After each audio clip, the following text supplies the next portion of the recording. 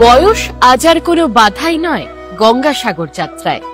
এককালীন সংকটপূর্ণ এই যাত্রা এতদিন ছিল সকলের কাছে স্বপ্নের মতো, যা আজ মাননীয় মুখ্যমন্ত্রী মমতা বন্দ্যোপাধ্যায়ের ঐকান্তিক প্রচেষ্টায় হয়ে উঠেছে বাস্তব।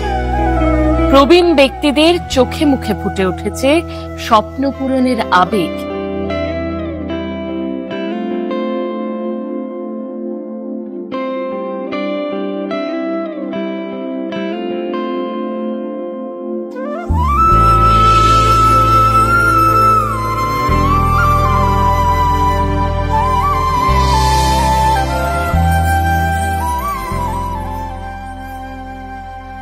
সেই পুণ্যজল ছুঁয়ে আজ তারা ধন্য। ফিরবেন তারা আবার এই গঙ্গাসাগরে। মাননীয় মুখ্যমন্ত্রী মমতা বন্দ্যোপাধ্যায় বলেছেন, সব তীর্থ একবার, গঙ্গাসাগর বারবার।